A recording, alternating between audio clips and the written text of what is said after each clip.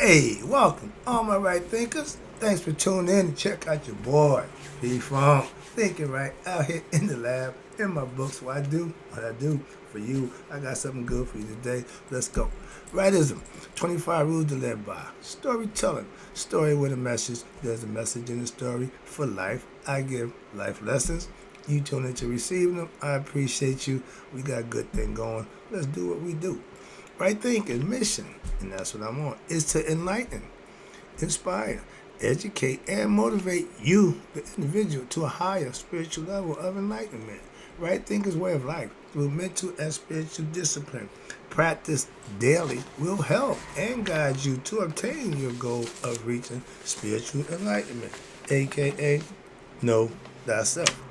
My mission, that all right thinkers know thyself. If you're a right thinker, your goal is to know thyself. See where we're going with this? So let's get there together. So I ask the question, do you know you? You will when I'm through. It's rhetorical. But if you don't have the answer for yourself, tune in. I can help you with that. That's what I do. A person who knows not and knows not that they know not is foolish. Disregard them. A person who knows not and knows that they know not. It's simple, but you can teach them. That's why I do what I do for you. I appreciate you too. Stay tuned. I got more for you. A person who knows not and believe and think that they know is dangerous. Avoid them. I do. A person who knows not that they know is spiritually asleep. I can awaken them. I'm the spiritual alarm clock, here to wake you up with knowledge of self. That's what I do for you. A person who knows and knows that they know is wise. Follow them. All these persons reside in you. Right thinkers, know thyself. And to Mayat, be true. You might have seen this picture before. Right thinkers, let's talk about the goddess of creation. We know her as Mihert, okay, or Het Hadu, or Hathor to a few. See this picture right here? They had a thing for cows, okay, females, okay. What's the opposite? What's the male? Cow. Bulls.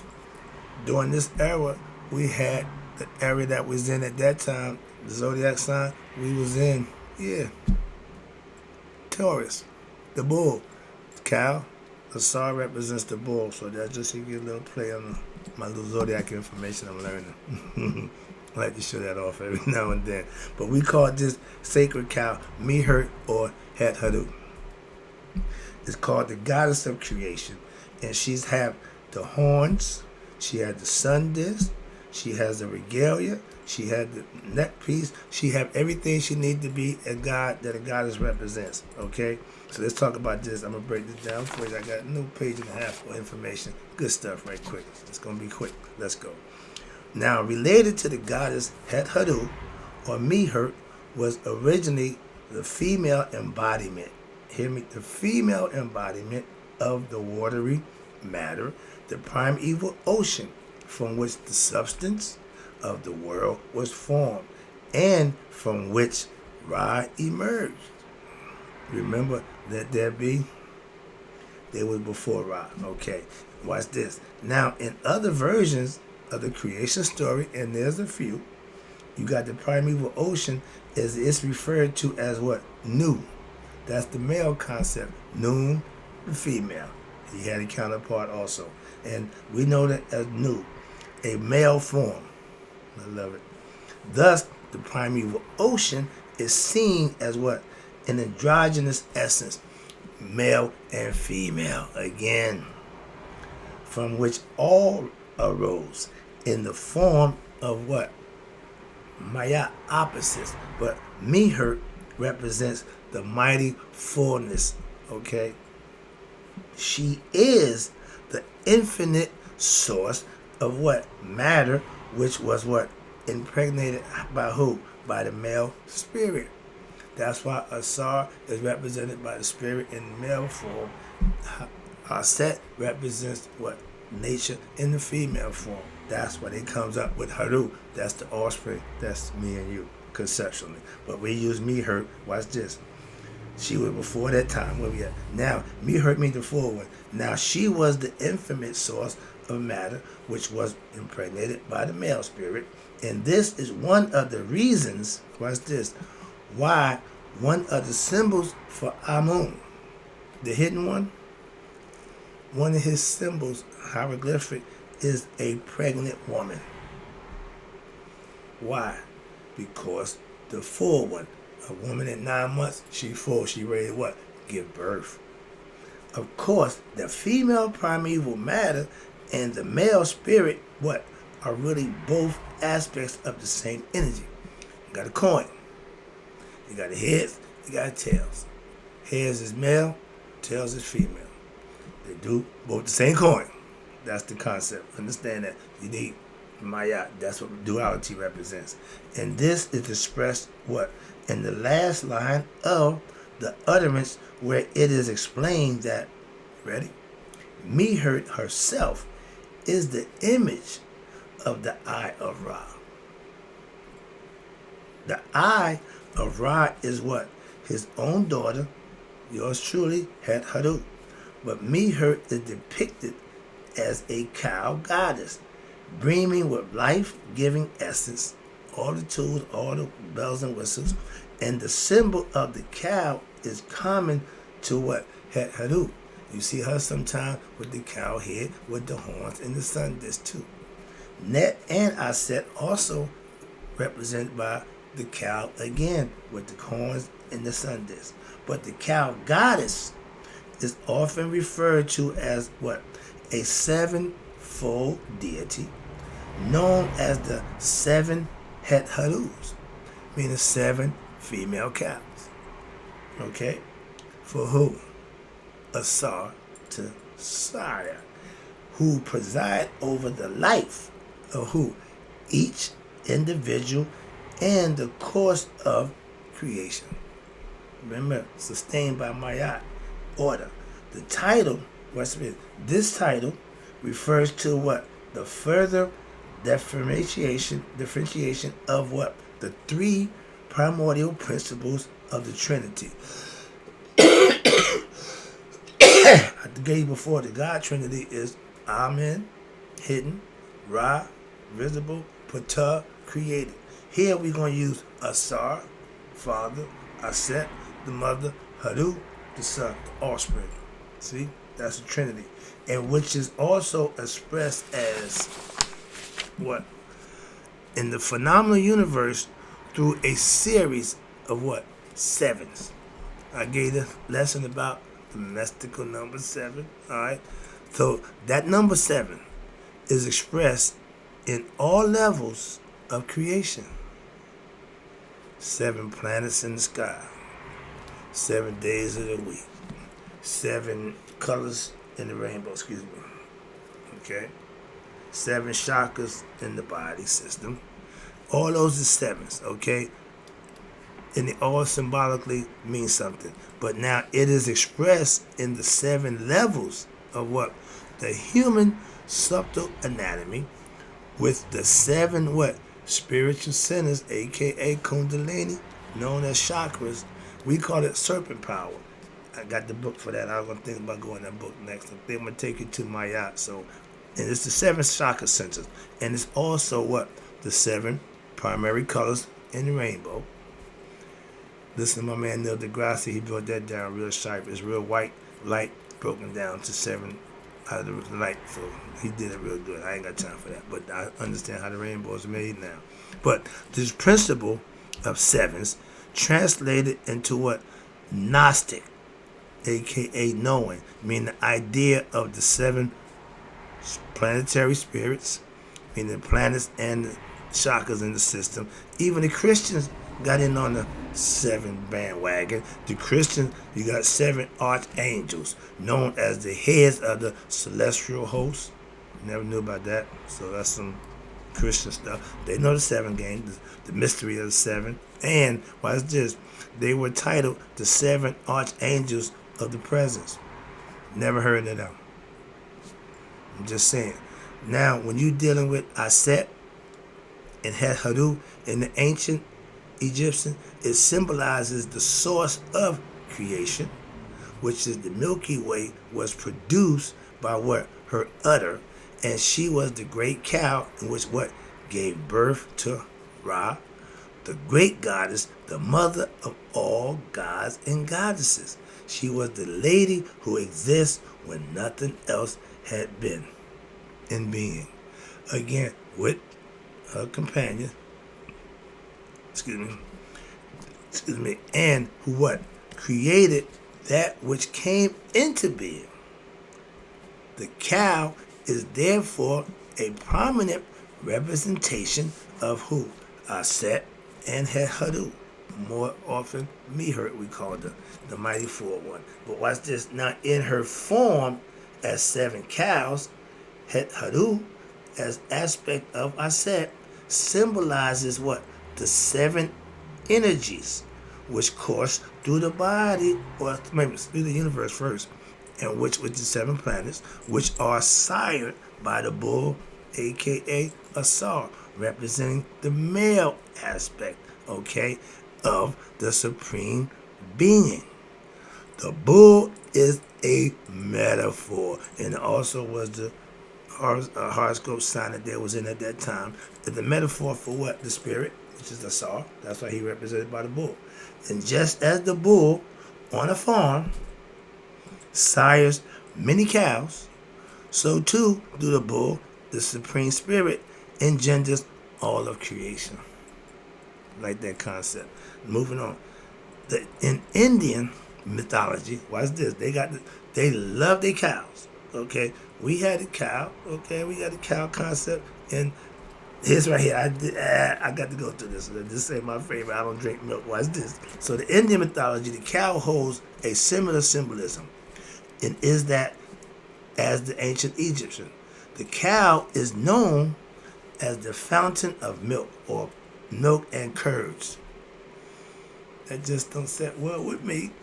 Okay, but now in a mystical sense, the world is considered a curd of what? Of the milk, which emanated from the celestial cow, God, when the giant serpent, you know who he is? Apep, or Apophis, y'all may know him as, out of the primeval ocean, when he moves, what? It churns the water, and thereby causes the water to take on various shapes and forms, just as the churning milk causes it to turn into curds and butter. I ain't never churned no milk. I ain't never got no butter. So curds are the part of the milk, what? That coagulates. Okay, I got that part. Now I'm getting it. When they used to serve milk back in the day, the top part had the cream on it. Get it? Understand that? I'm trying to figure out what. So it just hit me like a good left hook. All right, I'm woke now. I got to keep my left up. Okay, moving on. Now, in essence, goes from what? Liquid to a solid. The world is a curd. All right, now in the ocean of consciousness, in essence, a coagulated thought of God. Got it. Now, just as when we are asleep, a dream is what? Coagulated manifestation of what? Our subconscious, and mostly based on what? Our human desires. Wet dreams, okay? Nightmares, all same thing. Just the reaction is going to be different. If the mind says you are so hell-bent on you having intercourse and it felt so good that the body will have an orgasm, that's the power of the mind. It's a powerful thing. Just like it worked good, just like it worked in certain ways positive, it's also a detriment. You are what you believe you are. If you think less of yourself, your self-esteem is not good, things ain't gonna be too good for you. You are what you attract what you are. So if you depressed, low self-esteem, that low level vibration, you can always wonder why everybody around, everything you do is always negative and bad, because that's what you attract. Women, if you bring a bad man into your life, you might want to check yourself. Fellas, the same thing. Okay. Nature, don't pick and choose. It's a fair. Male, female, they're going to get the same treatment. Simple as that. That's why Mayat teaches you to balance your thought process. Start with that first. That means you're going to have understanding, compassion, logic, and reasoning before you commit acts. That will slow down a lot of the nonsense. Moving on, just want to throw that in there for you right quick. Where we at down here? Okay, in the middle Caribbean. Now let's talk right here about the Indian mythology concept. They did the cow, I ain't big when that coagulate. Okay, human. Again, mostly when you go into the dream state, sleep, whatever you did that day, whatever's going, that's all going to surface again until you learn how to what astral project and lucid dream. But those who don't, you will have nightmares. One night you can have nightmares, somebody chase you. Next night you just made love with the best love girl in the world. See, but that's all in your head. You're the controller and orchestrator of that. That's my point. And I want to get you to get better at that. It works across the board. In the mythology of the goddess of Net, I just gave that lesson, it explained what? That she gave birth to the sun disk in her form as what? A divine cow. When Ra went up and left out, he got on the back of Hathor, the divine cow. Okay? And as she gave birth to what? The light. Let there be light. She also gave birth to darkness. Can't have one without the other. And the darkness is your boy. Ra is the light. Apep is the dark. And, sorry, get a lesson. Now Ra is that light. See? And the darkness illuminates Ra when he comes out to the underground. And that's his nemesis with darkness, a.k.a. the serpent demon, Apep, or y'all know him as Apophis, again from the Greeks. Calm down. Translation. Every day, Apep does what?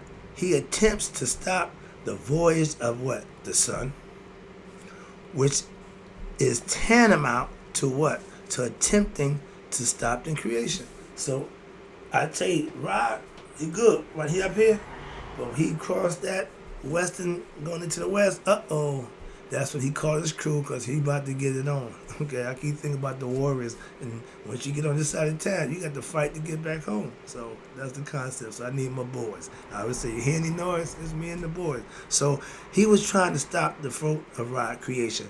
And for the voyage of Ra, which he transports in his boat, is what causes the ripples in the primeval ocean. And these ripples are more precisely vibrations caused by what? The ocean, and to take on now forms of waves. From that placid and inert state, matter has now been transformed or conditioned to what? And if this process stops, creation reverts back to its original undifferentiated state of being. Apophis don't want Ra to shine. He wants to go back to the way it was. Okay? Darkness and light can't share the same space. Right now, dark is dark. Why? Because Apophis ain't there. Because Ra ain't there. Apophis wants it like that all the time. But every time Ra escape come up, he know he's going to be right there. And every time Ra defeat Apophis, he's right back again. So that's the story. That's the concept. And this is what it looks like. Entropy. This is Set, your ego. You see what he's doing? This is evil, okay? This is Apophis. He's trying to stop Ra's boat that they in, okay? You got Ra, you got Tahuti, and you got Haru with him, okay? For this point, you don't need too many people. Why? But this is your ego, okay? You don't want to kill him. You just want to put him in a service position where he do all the fighting for you, okay? That's the concept. And it shows you right there. Entropy. Set battles the serpent Apep on the behalf of Ra. So he's not an enemy of Ra. Apophis is. Apep. And Set will fight for you. Why? He's the honey badger of everybody. He'll fight anybody. He don't care. And see, they want to show the side. The boat that he's on, he ain't in water. Okay? He's on Apophis. That's the serpent. And he was so big that he can wrap around the earth 3.5 times. So he's a big dude. Moving on. He would swallow Ra, and Ra turned into a cat and cut his ass over by there. Another story, but that's the story. And what's this? You see the story here? Now this is still Ra. You just saw him in the underground fighting. This is Ra in the daytime. Okay? You know who he got on that boat with him right there? You see the guy with the funny hat? That's Tahuti. That's Ra's mind. That's his reason. That's his right thinking. And the one in front, you see the feather? That tells you that's Mayat. And all of them are holding what? The ankhs of life. Okay? That's Ra. Excuse me, that's Ra in the middle with the serpent with the disc on his head. Like a kid drew that. I never understood like some kid drew that. But that's who they are. That's what they represent. I'm going to break this down for you, and I'm just going to be wrapping it up. Let's go. Now, and this is why the goddess Mayat does what? Sits at the bow, meaning she in front. Okay? She's the navigator of the divine boat that Ra travels in. She establishes order so that the boat may pass. In fact, creation cannot function without order, and this is the same order which keep what the stars in their place, the sun in on its course, and the biological process that sustains human life is based on Mayat. The boat of Ra with who? Mayat at the bow. Okay, she's calling the shots for Rahman. And wrapping it up. Now, as Ra sails in his boat, he establishes Mayat, order. So, and it sustains creation. We about to have the first time in our lifetime that all 7 planets gonna line up. That's order. They're gonna all be on what? Mayat. They're gonna all line up for the first time ever. And 2025 is what's gonna happen. Be prepared.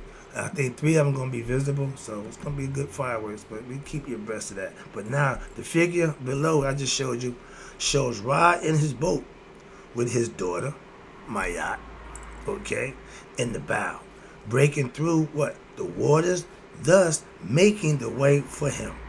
And Ra brought with him who? The company of God and goddesses, and through them, the Neteru, or the cosmic forces of creation, who are what? The primeval ocean itself, aka the Noon. He manages creation. From stem to stern, start to finish, that's him. That's the lesson. I hope you understood it. It's a concept of the goddess, female aspect of what's going on. They work together. Remember, Mayat means balance, and it got to be balanced to have order. That's what she represents. So, in closing, right thinkers, hope you like the lesson. I'll be back with a nice one coming for you. All right? It's called Assyrian Resurrection, the breakdown. I got that for you coming up. So, in closing, right thinkers, may you all live to be 100. Me, 100 minus a day. So, I never know that my right thinkers, knowing that goddesses have passed away. Hope the information isn't good for you. I'll be back.